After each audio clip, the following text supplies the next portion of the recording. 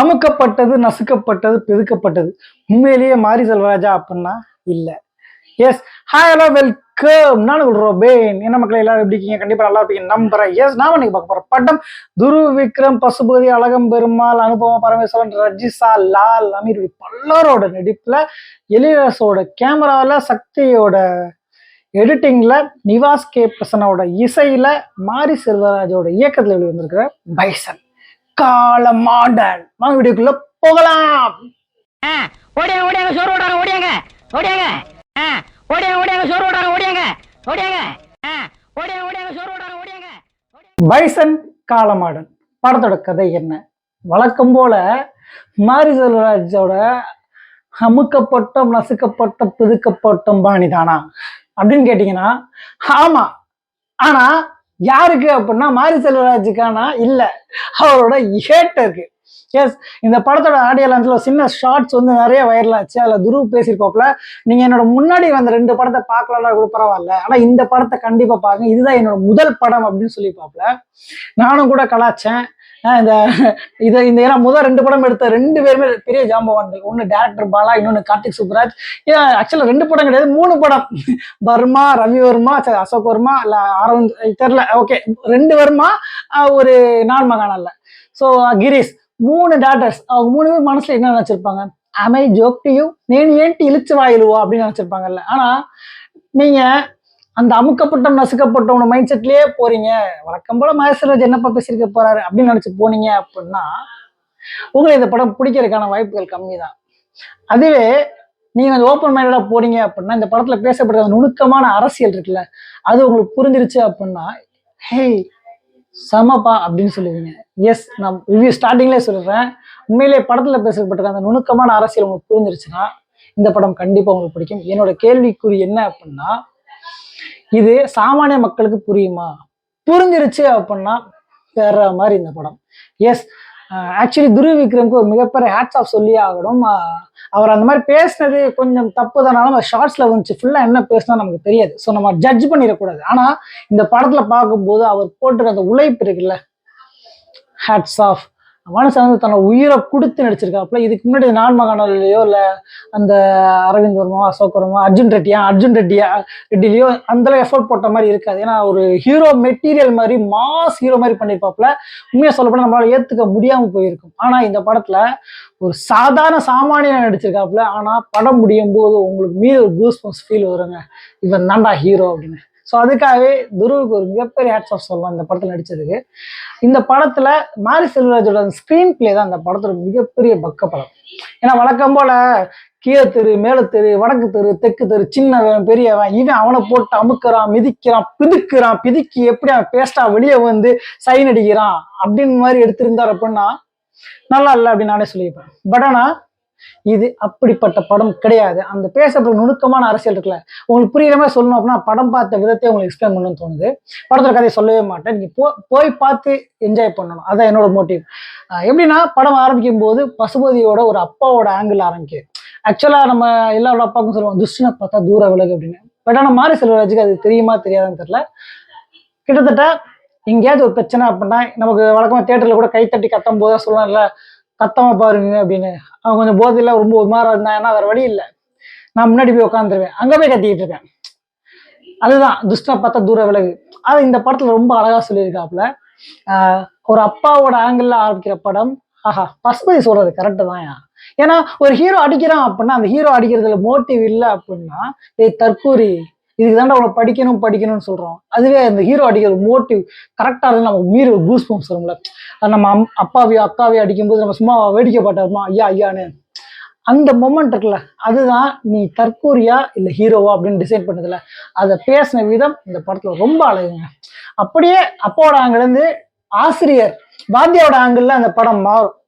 ஏலே என்னல நீ இன்னும் அந்த இடத்துல இருக்க அப்படின்னு மாறும்போது அந்த படம் அப்படியே ரொம்ப அழகாகுது. அப்படியே வாத்தியாரோட ஆங்கிள் இருந்து அமீரோட ஆங்கிளுக்கு மாறுது. அமீர் யார் அப்படின்னு நீங்க தியேட்டர்ல போய் பாருங்க. அமீருக்கு ஒரு வில்லன் இருக்காப்புல, அந்த வில்லனோட ஆங்கிள் கூட படம் மாறுது. ஓகே, ஒருவேளை வில்லனும் நல்லவனும் ஏன்னா நீங்க நல்லவன் நினைக்கிறேன் கெட்டவனா இருப்பான், கெட்டவன் நினைப்பேன் நல்லவனா இருப்பான். ஆனா இங்க யார் நல்லவன் யார் கெட்டவன் அப்படின்றத அந்த நுணுக்கமான அரசியல் பேசுற ஒரு இடம் இருக்குல்ல, அதை நான் கடைசியா சொல்றேன். அப்படியே அந்த வில்லனோட ஆங்கிள் நல்லவனா தெரியுற அந்த படம் அப்படியே மாதிரி ஓகேப்பா இவ்வளவு தூரம் கஷ்டப்படுறான் அப்படின்னா அது ஏதோ நியாயம் இருக்கு. ஹீரோவோட ஆங்கிள் படம் மாறும். ஹீரோவோட ஆங்கிள் படம் மாறும்போது அந்த இடத்துல இருந்து கொஞ்சம் எலிவேட் ஆகி அந்த படம் அப்படியே முன்னாடி சொன்ன வாத்தியாரோட ஆங்கிள் இருந்த மாதிரி இன்னொரு கோச்சோட ஆங்கிள் படம் மாறும். அப்படியே அந்த கோச்சோட ஆங்கிள் இருந்து படம் மாறுற அந்த இடம் அடுத்த லெவலுக்கு எலிவேட் ஆகும்போது நமக்குள்ள ஒரு சின்ன சின்ன கூஸ்பம்ஸ் வரும். என்னமோ பண்றேன் என்னமோ பண்றேன். ஏன்னா ஃபர்ஸ்ட் ஹாஃப்ல வந்து பேசப்பட்டிருக்க அந்த அரசியல் வந்து ரொம்ப வெளிப்படைத்தன்மையில ஆல்ரெடி மாரிசெல்வராஜ் பல படங்கள்ல பேசின ஒரு விஷயத்தோட சாயலா இருந்தாலும் அது பிளேவரா காட்டப்பட்ட விதம் இருக்குல்ல, பேசின டயலாக் எல்லாம் ரொம்ப நுணுக்கமானது. உங்களுக்கு ரொம்ப சிம்பிளா புரியணும் அப்படின்னா நீங்க கஷ்டப்பட்டு உழைச்சி ஒரு இடத்துக்கு முன்னேறும் போது அந்த இடத்துல உங்களுக்குள்ள ஒரு கூஸ்பம்ஸ் வரும், மனநிறைவு வரும். ஆனா இதையே ஒருத்தன் உங்களை இப்படி கிடைக்க போற இடத்துல உங்களை பத்தி தப்பா இவனுக்கு அப்படி பண்றீங்க இவன் அப்படிப்பட்டவன் அப்படின்னு சொல்லி அந்த வாய்ப்பை தட்டி கழிக்கும் போது உங்களுக்கு அந்த வாய்ப்பு பறிபோகும் போது உங்களுக்கு ஒரு ஃபீல் வரும்ல. ஆனா நீங்க அந்த வாய்ப்பை மறுபடியும் உருவாக்கி ஜெயிச்சிருப்பீங்க. ஆனா சொம்ப அடிச்சவன் அதே இடத்துல நின்று யார்கிட்ட போட்டு கொடுத்தோன்னா அவன்கிட்ட பலான்னு ஒண்ணு வாங்குவான்ல, அந்த நுணுக்கமான அரசியல். ஏன்னா இங்க வில்லன் அப்படின்றவன் இவர் வந்து இந்த ஆளுங்கப்பா, இவர் இந்த மதங்கப்பா, இவர் இப்படி இருக்காருப்பா, அப்படி இருக்கவர் இப்படி இருக்க நசுக்கதாப்பா செய்வாரு, அவர் குணமே வில்லன் குணம் தான்ப்பா அப்படின்னு வழக்கமான பாணியில் இல்லாம ஹே அவனும் திறமையை தட்டி கொடுப்பான்டா, அந்த திறமையை நீ வளர்த்துக்க அப்படின்னு ஒரு செம்ம நுணுக்கமான ஒரு விஷயத்தை பேசியிருக்காருல்ல. அதுக்காகவே மாரிசெல்வராஜ் ஒரு மிகப்பெரிய ஆக்டர் சொல்லலாம். எஸ், படம் அப்படியே டிராவல் ஆகி அந்த கோச்சில இருந்து இந்தியாவுக்கு போய் அப்படியே கடைசியா ஆரம்பிச்ச அதே அப்பாவோட ஆங்கிள் அப்பாவோட கண்ணீரோட பக்கத்துல அதே ஆசிரியரோட கண்ணீரோட முடியும் போது படம் வந்து இங்க இருக்குங்க. ஏன்னா என்னதான் நீ இந்த ஜாதி அந்த ஜாதி இந்த மதம் அந்த ரிலிஜன் இந்த அந்த வர்ணம் இந்த வர்ணம், அதாவது உண்மையிலேயே படத்துல ஒரு முக்கியமான விஷயம் சொல்றோம், இப்படி இந்த வார்த்தைகள் எதையுமே இந்த படத்துல யூஸ் பண்ணாததுதான் இந்த படத்தோட மிகப்பெரிய சக்சஸ் நான் சொல்லுவேன். எஸ், ஏன்னா ஆஸ் யூஷுவல் மாரிசெல்வராஜ் படம் மாதிரி இப்படிதான் இருக்கும் அப்படின்றது பேசாம ஒரு கிராமத்துல புழுதிக்காட்டுல புரண்டுகிட்டு இருக்க ஒரு பையன் தன்னோட விடாமுயற்சியால என்னெல்லாம் பாடுபடுறான் எப்படியெல்லாம் அடிபடுறான் அப்படின்றத தாண்டி ஒரு கட்டத்துக்கு போகும்போது அவனுக்கு யாரெல்லாம் உதவுறாங்க அது எப்படியெல்லாம் நடக்குது அப்படின்னு ஒரு விஷயத்த ரொம்பவே சிலாகிச்சு அந்த ஒரு எடிட்டிங்ல சக்தி திரு மிரட்டி இருக்காப்லங்க. எடிட்டிங் இல்லை அப்படின்னு அந்த படம் இல்லைங்க, குப்பை தான் உண்மையிலேயே. At the same time background music, அந்த எடிட்டிங்க்கு ஏற்ற மாதிரி அந்த பேக்ரவுண்ட் மியூசிக் நம்ம அப்படியே கால் தக தக தகன்னு ஆட விடுங்க. அதுதான் அந்த படத்தோட மிகப்பெரிய ப்ளஸ் பாயிண்ட்.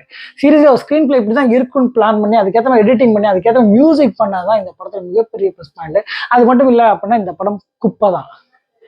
ஆனால் அந்த கண்டென்ட் இருக்குல்ல, இவ்வளோ விஷயங்களை பேசி ஈஸியாக மாரிசெல்வராஜ் எடுத்த படம்னால இப்படிதான்ப்பா இருக்கும் அது குப்பை படம்பா அப்படின்னு சொல்றாங்கல்ல, அவங்க யாரா இருந்தாலும் இந்த படத்தை பார்த்தா கண்டிப்பா சொல்ல மாட்டாங்க. ஏன்னா இந்த படத்துல மாரிசெல்வராஜ் வச்சிருக்க முக்கியமான அந்த நுணுக்கமான அரசியல் எங்க தோற்க ஒழிக்கப்படும் தெரியுமா, இந்தியா அப்படின்னு நம்ம எல்லாரும் ஒன்றுபடும் போது. அதை நீங்க படத்துல பாருங்க, உங்களுக்கு ரொம்ப பிடிக்கும், ரொம்ப பூரிப்படைவீங்க. சீரியஸ்லி படம் ரொம்ப நல்லா இருக்கு, குடும்பத்தோடு போய் என்ஜாய் பண்ணலாம். நான் பேசின விஷயங்கள் உங்களுக்கு புரிஞ்சிருக்குன்னு நினைக்கிறேன்.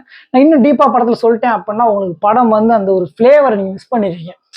ஸோ அதை நான் ஸ்பாயில் பண்ண விரும்புகிறேன். நான் சொன்னது என்னோட பாயிண்ட் ஆஃப் வியூ, நான் ரசிச்ச அனுபவத்தில் சொல்கிறேன்.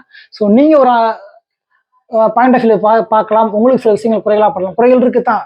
ஆனால் ஒரு நல்ல படத்தை குறைகள் சில நாமே மட்டும் தட்டி கொடுப்போமே. இந்த மாதிரியான படங்கள் வந்தால் தான் சாதாரண விளிம்புகளில் இருக்கிறவங்க கூட அடுத்த லெவலுக்கு போராடணும் அப்படின்னு ஒரு எண்ணம் வரும். ஸோ அதுக்காகவே இந்த படத்தை நான் தட்டி கொடுப்பேன். இந்த படத்தில் உழைச்சி அத்தனை பேருக்கு மிகப்பெரிய ஆக்டா சொல்லுவேன். குறிப்பாக நம்ம ஃபேஸ்புக் சூப்பர் ஸ்டார் வள்ளிநாயகம் சுக்கி, அது ஒரு சீன் வந்தாலும் தரமாக பண்ணியிருக்காப்புல. அடிக்கடி சொல்லுவேன், மாரிசெல்வராஜ் படத்தில் வந்து சின்ன சின்ன ரோலில் பண்ணிட்டு போறீங்க, ஃபேமில் பண்ணிட்டு போறீங்க அப்படின்னு. எஸ், அவர் ஃபேஸ்புக்கில் அர்த்தம் பண்ணியிருக்காப்புல, அதெல்லாம் நமக்கு தேவையில்லாத கதை. ஒரு ஆக்டரா அவர் ஒரு சீன் பண்ணலாம் பயங்கரமாக பண்ணியிருக்காப்புல, மிரட்டி விட்டுருக்காப்புல. ஸோ உங்களுக்கு ஒரு வாழ்த்துக்கள். இந்த படத்தை குடும்பத்தோடு போய் தியேட்டரில் என்ஜாய் பண்ணுங்கன்னு சொல்லிட்டு வீடியோ முடிச்சுக்கிறேன். இந்த வீடியோ பிடிச்சாலும் சரி பிடிக்காட்டி சரி லைக் பண்ணுங்க. குறைகள் இருந்தால் தாராளமாக படத்துலேயும் சரி நான் பேசினா சரி குறைகள் இருந்தாலும் கமெண்ட்ல சொல்லுங்க, கமெண்ட்ல சொல்லுங்க. மறக்காம படத்துக்கு போலாமா வேணாமான்னு வச்சுக்கிட்டு இருக்க உங்க ஃப்ரெண்ட்ஸ்க்கு ஷேர் பண்ணுங்க, முழுசா பார்க்கட்டும், முடிவெடுக்கட்டும்.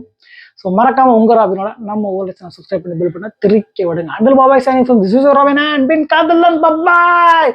அச்சமெங்கும் ஏவ இல்ல ஓடுடா ஓடு. टाइगर का हुक्म।